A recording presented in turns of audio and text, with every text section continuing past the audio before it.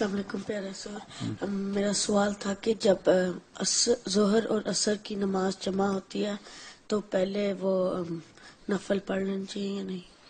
پہلے تو پڑھ سکتے ہیں، بعد میں بھی پڑھ سکتے ہیں.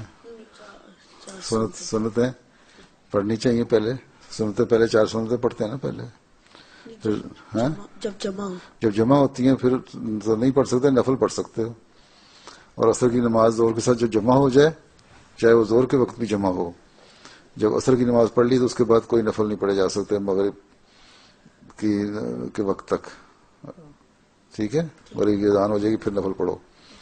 ٹھیک ہے، اگر جمع ہو رہی ہے پھر اس ظہر نمازوں سے پہلے تو نفل پڑھ سکتے ہو اور نماز کے بعد نہیں پڑھ سکتے.